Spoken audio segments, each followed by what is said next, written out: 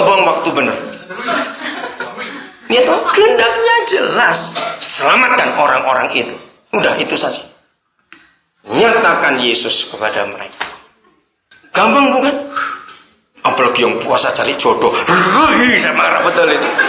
Awas kamu puasa cari jodoh, awas. Lu benar saudara, betul kata Kak Martin tadi.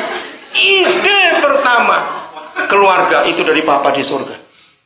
Lihat Kejadian 2:18. Yang belum kamu pasti senang baca ayat itu. Kejadian 2:18, coba lihat. Inisiator pertama. Siapa inisiator pernikahan di dunia? Adalah Papa di surga. Jadi kalau ada orang gak kawin-kawin, yang bingung bukan tetangga. Tuhan yang bingung. Kenapa ini orang gak kawin-kawin? Betul? Siapa inisiatornya? Lihat, siapa inisiatornya? Yahweh, Tuhan berfirman. Siapa yang berfirman? Papa di surga. Apa firmannya? Gak baik kalau kamu sendirian terus. Dia gak cuma perintah, dia bertanggung jawab. Aku sediakan penolong yang sepadan. Jadi menikah itu mutlak hak dan kehendak Tuhan. Katakan amin. Tapi tunggu dulu. Dengar. Nah, jadi kesimpulannya, jodoh itu adalah mutlak hak Tuhan. Kalau saudara tanya apa kriteria dan definisi jodoh, saya tahu kok hilang ayatnya.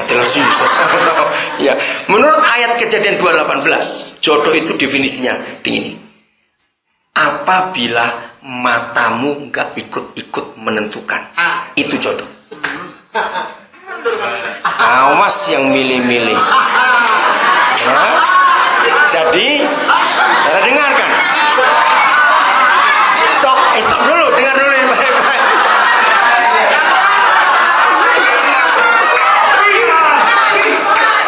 Iya, stop dulu. Jadi gini ya, dengar, gini. Gampangnya gini. Kalau saudara melihat ini misalnya cewek lihat cowok cakep betul, atau cowok lihat cewek cantik betul, kesetrum, itu wajar karena matamu. Tapi jodoh itu begini. Kalau mata seorang melihat, ini orang jelek bener, tapi hatimu kesetrum, nah itu dia.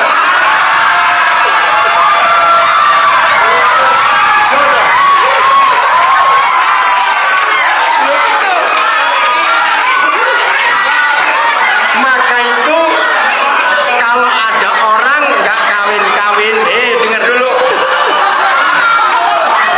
Maka itu kalau ada orang nggak kawin-kawin, itu berarti matanya yang kurang ajar. Seharusnya dia sudah kawin 6 tahun yang lalu. Cuma ketika dibawa Tuhan jodohnya, matanya kurang satu. Maaf ya, saya ngomong langsung aja ini. Nah, jadi jangan milih pakai mata. Mas Obat, iya betul. Saudara luar biasa. Toh kita nggak kawin dengan mukanya orang. Betul.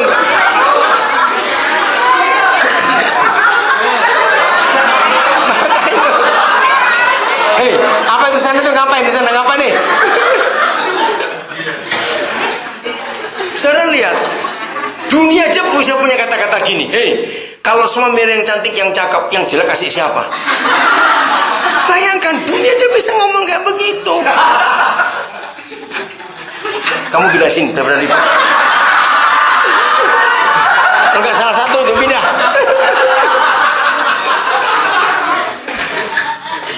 Saudara, papa kita tuh teliti luar biasa, katakan amin. Dia sangat hebat. Maka itu yang suka menolak jodoh dari Tuhan hari ini bertobat. Janji ya, sampai jadi kirim Tuhan harus saudara terima. Karena menikah itu hak Tuhan. Itu luar biasa. Saudara ingat, tidak mungkin. Saya satu kali belajar, saya di Alkitab itu ayatnya tidak jelas seperti itu, tapi saya kumpulkan semua ayat pernikahan. Ternyata Papa berkata, tidak mungkin ada 2 orang menikah itu cocok, itu nggak mungkin. Kenapa? Karena Papa kita itu seorang pemusik, arranger yang hebat sekali. Di dunia ini tidak mungkin ada nada satu not yang bisa jadi lagu do semua, re semua. Lagu apa? Itu saya belajar dari Roh Kudus, saya kagum sekali. Jadi bagaimanapun juga, kalau seorang menikah tetap akan dua nada yang berbeda. Alkitab menyimpulkan kalau ada orang ingin menikah dan cari yang cocok, itu namanya kawin dengan mayat. Itu baru cocok. Seradikal itu Papa kita menyatakan diri. Nggak akan ada cocok. Sampai kapanpun juga. Tidak akan. Karena satu pakai logika, satu pakai perasaan. Betul? Kalau cocok ya kawin homo namanya. Baru dua logika, dua perasaan. Nggak lucu. Karena itu yang Tuhan benci. Maka itu setan menawarkan ini kurang ajar betul. Jadi kalau saudara ingin lengkap, pokoknya nada, anakmu harus 6. Kan 8 nada, do, re, mi, fa, sol, la, si, do. Nah, itu baru lengkap. Amen. Terus setiap nada, ya saudara, sudah stop dulu, jangan ngomong sendiri ya. Setiap nada itu warna suara, amplitudo, hertznya, semuanya itu berbeda. Bayangkan. Dalam nada, dalam musik kita tahu ada yang diberi tanda titik di atas, nada tinggi. Ya sesekali ada nada rendah, titik bawah. Sesekali bisa minor, dicoret-coret gitu.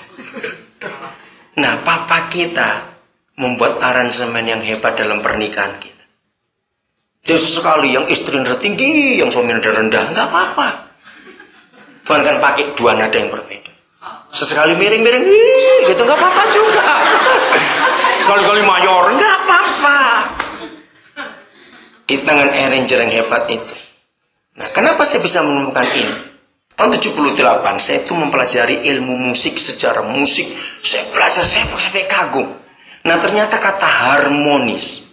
Saudara, harmoni itu tidak boleh digunakan oleh apa saja kecuali musik.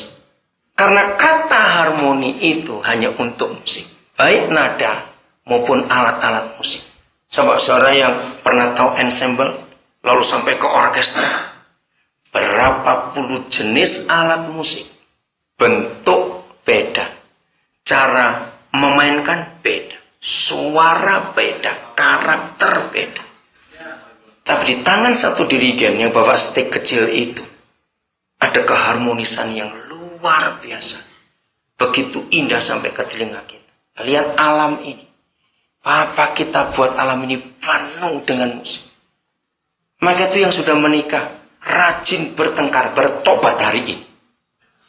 Nggak usah bertengkar. Memang harus ada perbedaan dalam hubungan kita suami istri. Begitu pula anak-anak kita. Harus ada perbedaan. Di situ Papa akan buat nada-nada yang luar biasa. Di Ambon saya kenal, bukan pendeta yang sudah meninggal, sampai saya kenal anak-anaknya. Saya kenal cucu-cucunya, itu pendeta Uni Putih. Saudara, pendeta ini sangat dikenal oleh gereja GPM, Gereja Maluku. Adalah pendeta yang paling banyak mengarang lagu paduan suara. Dan keunikan pendeta Uni Putih ini adalah dia paling suka menggubah lagu langsung 4 suara kalau dia gubah. Itu ketika hujan sudah selesai, lalu tiris air hujan. Zaman itu semua belum ada seng, masih pakai atap daun. Lalu pendeta Uni Putih ini akan duduk di pinggir jendela rumahnya di daerah Karangpanjang. Saya pernah ke rumahnya. Lalu dia akan pakai apa saja yang dia suka hari itu. Bisa botol, bisa tempurung kelapa, bisa kaleng, bisa gelas, bisa mangkok, apa saja. Tergantung seleranya di hari itu mau buat musik. Dia lihat di mana tetes air itu. Maka dia letakkan semua yang alat itu. Sudah diisi air tentunya. Nah, sambil dia duduk di pinggir jendela itu, saudara, dia akan dengarkan. Tetes air yang di tempat kaleng itu ada nada apa? Tempat piring ada nada apa? Di situ dia ngarang lagu. Hebat sekali. Maka itu alam ini penuh dengan musik. Papa kita itu pemusik yang hebat. Maka itu lihat semua masterpiece musik. Mau Beethoven, mau Brahms, mau Mozart.